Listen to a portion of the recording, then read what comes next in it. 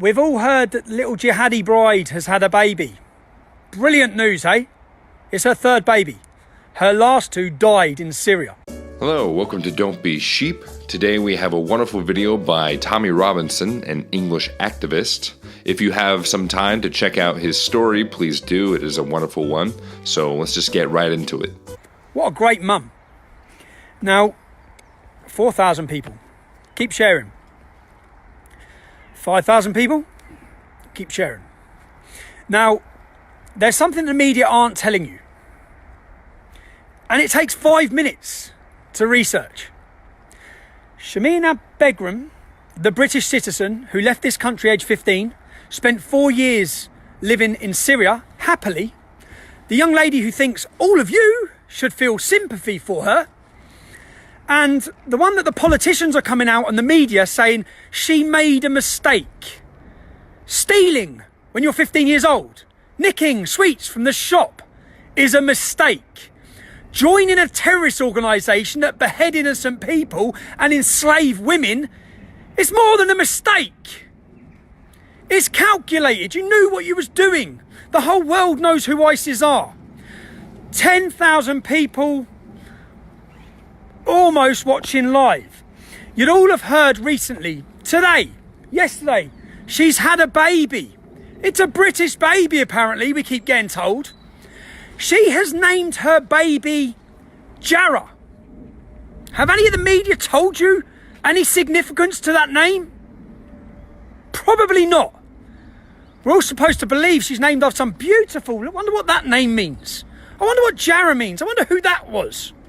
Abu bin Jarrah, a 13th century jihadi warlord who massacred and murdered, who beheaded the Jews, who butchered the Jewish tribe of Kahiba. I know I've said that wrong, but I don't care, okay?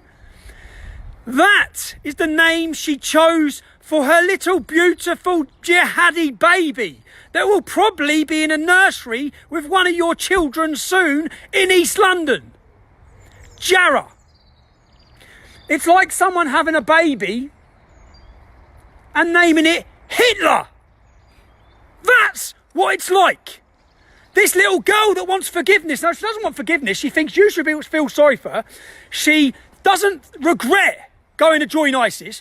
She has aided and abetted, even by being a jihadi wife. Whilst those men went out and slaughtered the innocent, whilst they went and done that, she made sure they had a home. She protected them. She washed for them. She cleaned for them. She helped them. God knows she probably took part in what they did.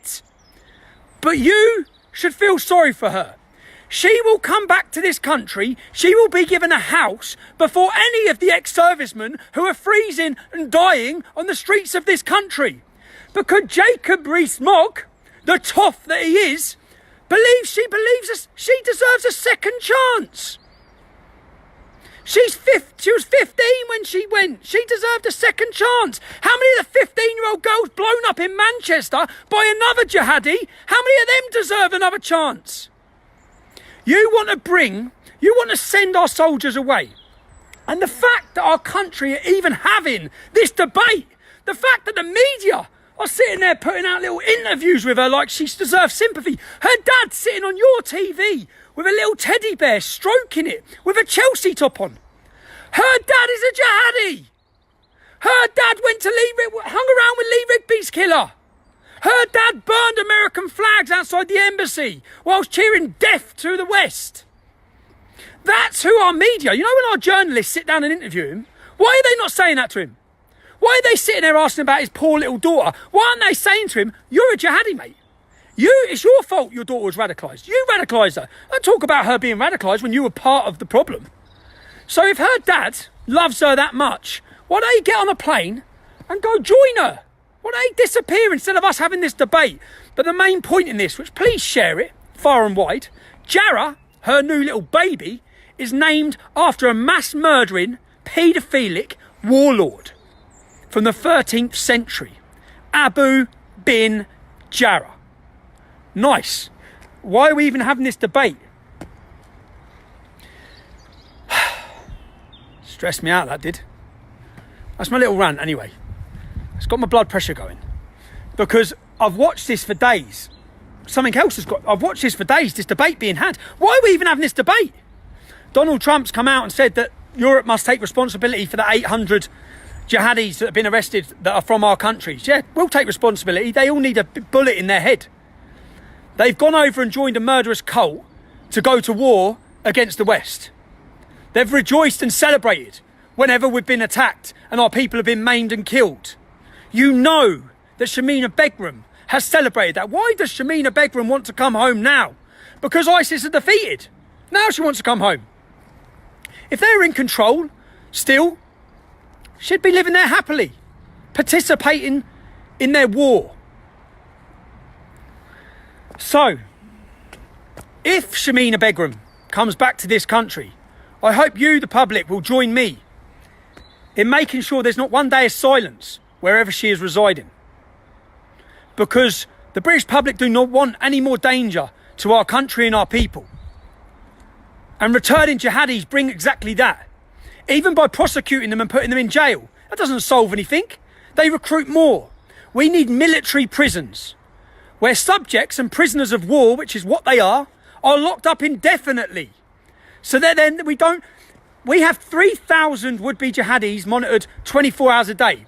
Then we have another 22,000 would-be jihadis who we don't have the resources to monitor those 24 hours a day. So we have to put our resources into the top 3,000 that we believe are a danger to us. The last 4 terrorist attacks were committed by people not in the top 3,000. So why would we want more returning jihadis? A danger to every single one of us. Any media showing sympathy to this terrorist sympathising bitch should be called out for that. Her father should be called out. Every politician who says she needs another chance. She had her chance. She made her choice. And so many people have suffered in that country because of the choices she made. Goodbye. And make your plans for Panorama. Panodrama. Saturday, the 23rd of February, Media City, Salford. We will show a documentary and expect between now and then the media to continue their onslaught of attacks upon me.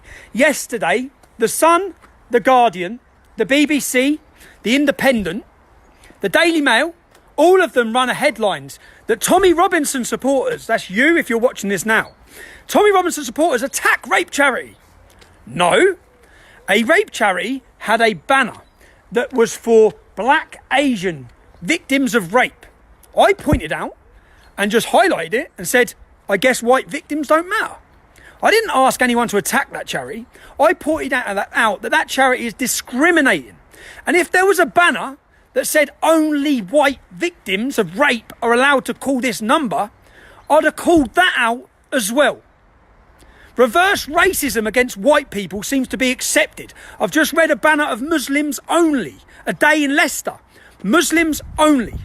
If there was a banner that read non-Muslims only, people would be in uproar. Every one of you fake news elite journalists sitting there watching this, you'd all be running your little typewriters writing about that. But how many of you have reported anything on Panodrama? Not one. By doing that, you're exposing yourselves. See you all at the takedown of Panodrama, February 23rd in Salford. Little baby Jarrah coming to a nursery near you. Tommy Robinson is definitely one of my favorite public voices out there. If you have any time to check out more of his videos, please do. Thank you for watching Don't Be Sheep. Feel free to subscribe and like the video. Comment below so we can keep the discussion going. I would love to hear what your thoughts are on it. And thank you very much. And remember, really are your father's children. Think for yourselves. Don't be sheep.